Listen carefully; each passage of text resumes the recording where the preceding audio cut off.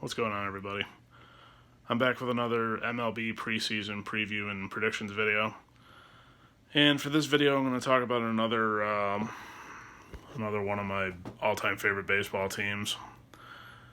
And that's the Houston Astros, especially given the sign-stealing allegations that came out a little over a month ago in regards to winning the World Series in 2017. I'm just going to leave it at this. I'll go into that whenever the time comes. Whatever it is I talk about as far as that goes. We'll cross that bridge when the time comes. Secondly, I'm pretty sure some of you are wanting to know what's that cross-shaped smudge going across your forehead. For those of you who aren't familiar with Christianity, today is Ash Wednesday. And I ended up going to church earlier tonight, so I figured upon coming home from church, why not upload a quick preview and predictions video for the Houston Astros and go from there. So here it is. Quick recap as far as last year. The Houston Astros, they won 107 games. Actually, they won 100 games for a third straight season and also secured the American League pennant and going to the World Series, and with quite honestly one of the most seismic swings in franchise history. But the biggest takeaway from 2019, it'll be that we came 8 outs away from a World Series title at home. That was a real killer. More so, we're still dealing with the fallout from a sign stealing allegation. It's basically taken over the entire off season, and it's cast the Houston Astros' recent renaissance with lots of unanswered questions and copious amounts of asterisks, as far as I'm concerned. I mean, Major League Baseball handed down one of the largest penalties ever for these cheating allegations. I mean, manager A.J. Hinch and then GM Jeff Lunhow ended up getting suspended for a year, and then they ended up quickly getting fired by Jim Crane. As if a suspension wasn't good enough, the owner basically said, "So the suspension's not good enough, so I'll just throw you the next best thing, and that's firing you." So Lunhow ended up getting replaced with a guy by the name of James Click, who most recently was with the Tampa Bay Devil Rays. But from what I've read about him, he's a similarly analytically minded individual. As far as the executive. And A.J. Hinch is getting replaced by Dusty Baker. Especially if you're a Chicago Cubs fan. We all know how well those years turned out, but that's neither here nor there. Dusty Baker is one of the most successful old school and player friendly managers in Major League Baseball, and it's going to be up to him to get the most out of an extremely talented roster, and I think he might just do it. Speaking of some of the talent that we have on tap, one of the biggest things I have going into the season is our lineup. Granted, there's going to be questions about the sign stealing allegations, which many people believe helped them out at the plate in 2017. But the Houston Astros, for the most part, they largely still have the same personnel that dominated the American League West in recent years. I mean, Alex Bregman was an MVP candidate last year, and in my opinion, he remains in the prime of his career. Jose Altuve and George Springer were nearly as good, while Yuli Gurriel and Michael Brantley add plenty of depth to the lineup. But overall, having Jordan Alvarez spend a full season in the designated hitter spot after he had 27 home runs in just 81 games as a rookie last year, that was a big benefit for the Houston Astros. And I think it'll continue, especially if you keep Alvarez at the DH spot. As far as the catcher goes, I completely forgot about this. The Houston Astros are going to have they're going to be going back to Martin Maldonado as a catcher.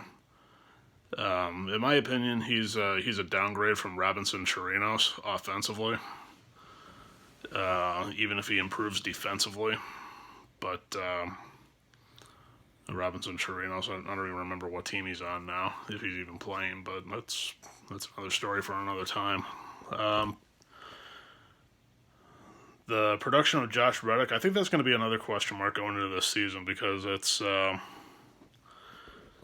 taken a little bit of a dip over the last 2 years.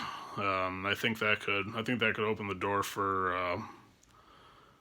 a pitcher by the name of Kyle Tucker to get more playing time. Excuse me, but depth on the other hand could also be an issue for the Astros if they continue to suffer injuries to key players like Carlos Correa, for example. He struggled to remain healthy over the last couple of years, and regardless of these sign stealing allegations from 2017, I expect the Houston Astros to still score plenty of runs and maybe get their way into the postseason again. But I think staying healthy is going to be vital to the success of the team. Don't let what happened in 2017 supposedly. Don't let that get the best of you, and just move forward. Speaking of moving forward, that leads me to my predictions. I'm trying to make it as short as possible for this video. I figured take a couple of my predictions and lump them into one. So, you have, let's see, 5 or 6 predictions here. If I had just kept them separate, you'd have about 10 or 11 going on. But anyway, no particular order. Write down the list. Prediction number 1. Houston Astros exceed the CBT, also known as competitive balance tax. For the first time in franchise history, the Astros are poised to exceed the CBT, I want to say, come opening day, or also known as the luxury tax. Luxury tax, competitive balance tax, it's all the same thing. I read somewhere, I don't remember when, where, or how, when I was taking my notes as far as wanting to talk about this, but I want to say the opening day payroll for the Houston Astros is somewhere within the ballpark, no pun intended, I want to say about $208 million, and it could even broach the second tax threshold at about $229 million. Penalties for exceeding the first threshold on all overages is, I want to say, about 20%. So a 20% tax on all overages. But that over the last couple of years, Houston's payroll has increased in each of the last 4 years, and I think that's a sign of Jim Crane's pledge early in his tenure to spend money when a championship window appears to be open, and especially this year, if he's able to make some more moves and the Houston Astros maybe find themselves in the World Series and avenge what happened in 2019, then I personally look forward to seeing it. I don't know if it'll happen, but it'll be interesting to see. Excuse me. Prediction number 2. Only 2 pitchers are going to make 30 or more starts. In this category last year, the Houston Astros had 3 pitchers. Garrett Cole and Wade Miley with 33, and Justin Verlander with 34. But in 2018, they had 4 pitchers in that category. Excuse me, with Garrett Cole, Justin Verlander, Charlie Morton, and Dallas Keuchel. But I think that number this year is only going to drop to 2. Zach Greinke, he made 33 combined starts between the Houston Astros and his tenure with the Arizona Diamondbacks. So I think it'll be Zach Greinke and Justin Verlander as the 2 most likely to get a full slate of starts. Zach Greinke's record, he went, I want to say, as soon as I find it, 18-5. I was going to say 17-5. I would have been close, but anyway. He went 18-5 with an ERA of 2.93, and I think he also steps up as far as filling the void that was left behind by Garrett Cole this year. And Garrett Cole ended up going to the New York Yankees, and I think with good health and not rushing to get back into the action on opening day, I think it's all but certain that it's going to be Zach Greinke and Justin Verlander. The rest of the rotation doesn't seem likely to get that kind of threshold, but if I had to go on a guess on who I think maybe gets more starts between those 2, I'd probably say Verlander, but not by many. Excuse me. Speaking of pitching, prediction number 3: Lance McCullers Jr. catches fire and momentum after the All-Star break. He's going to have some rust after not having pitched since 2018 due to having Tommy John surgery back in November. So, his first half of the season, I predict, is going to be up and down. It's going to fluctuate a little bit, and I think he'll probably have a couple of short stints on the injured reserve list just in order to give himself some additional rest. But following the All-Star break, I think Lance McCullers Jr. is going to he's going to bounce back into form and emerge as a true number 3 starter. And that's what the Houston Astros definitely need right now. They need a healthy number 3, and if Lance McCullers Jr. can stay healthy and be the player that they need him to be, and he's able to maintain that spot, then they're going to be in good company.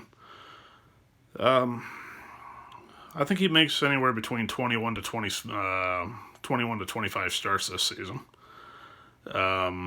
He'll end up making about between 21 to 25 starts, and his season ERA will probably be somewhere in the mid-3s if I had to go on a guess. But his second half of the season should be fun to watch. But then again, in 2018 he posted an ERA of 3.87, so that's not a sign of things to come. I don't know what is. Prediction number 4: even without Garrett Cole, the Houston Astros remain postseason contenders.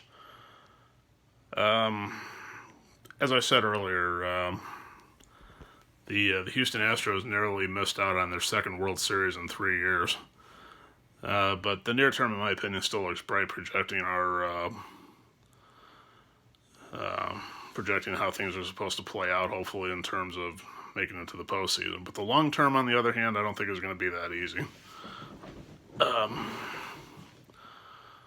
Because in 2019, I think the Astros probably, that's when they really peaked. If only because it's hard to be better than a 107 win team that was one of the most talented of all time.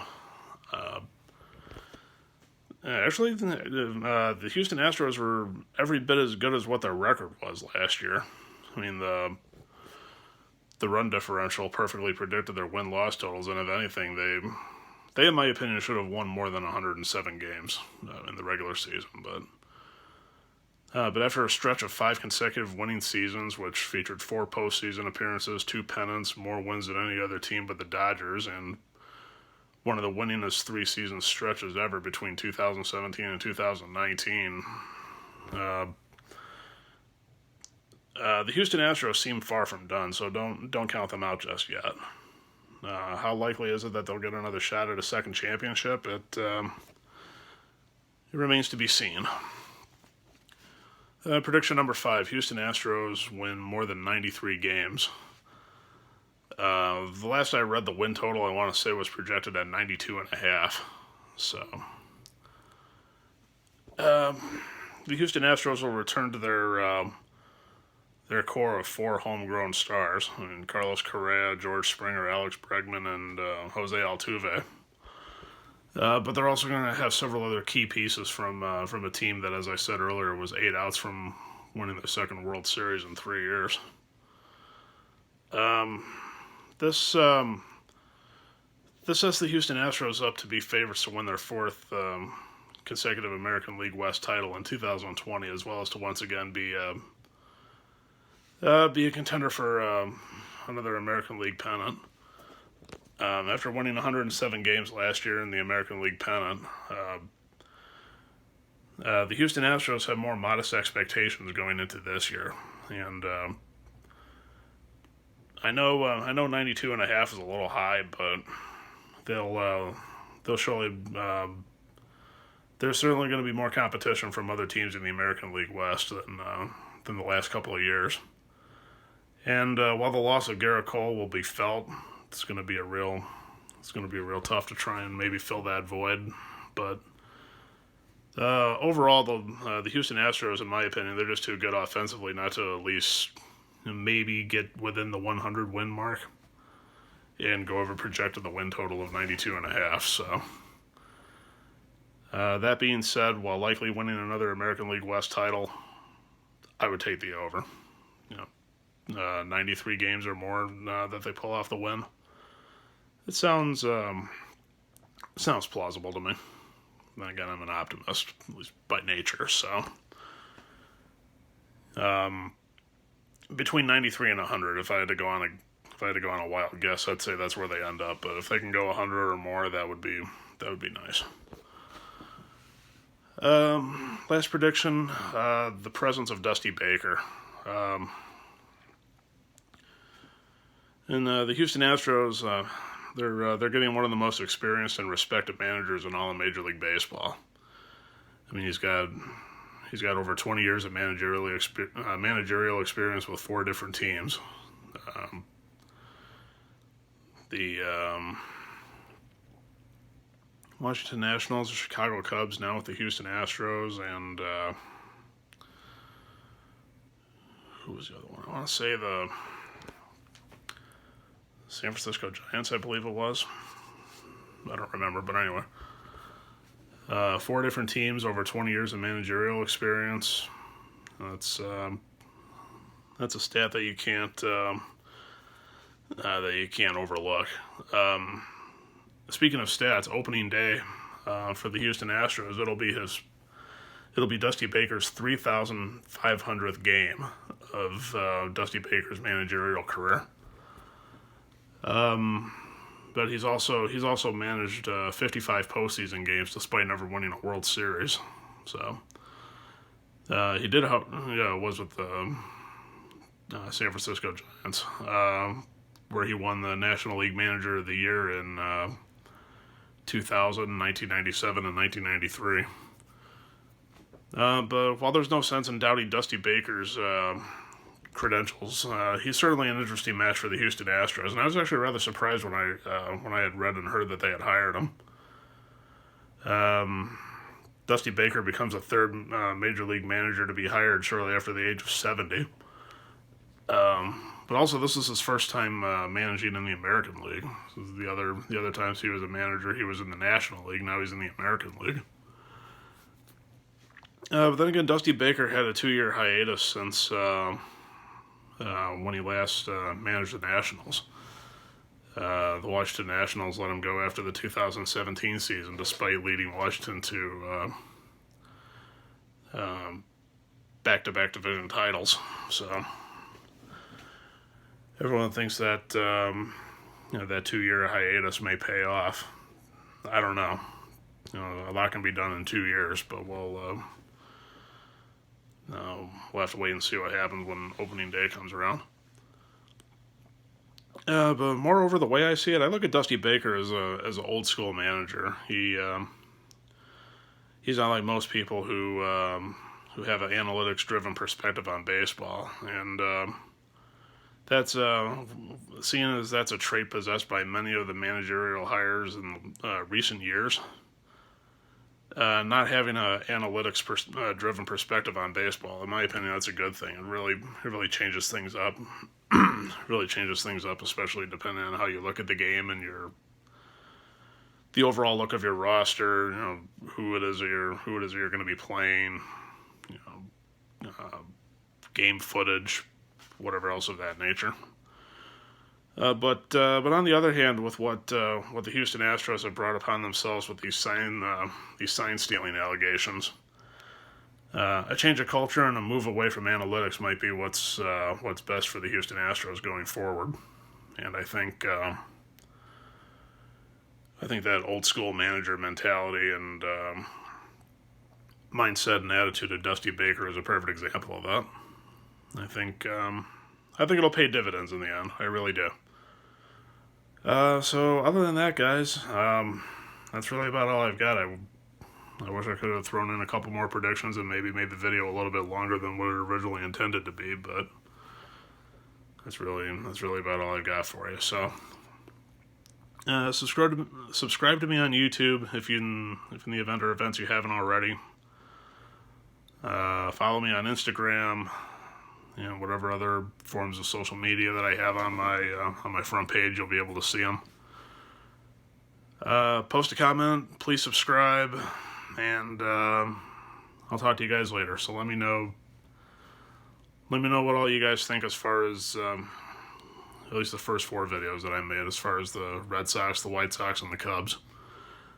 If you haven't already, check those out too. So I'll talk to you guys later. Be well, stay safe, see you when I see you, talk to you when I talk to you, and have a good night.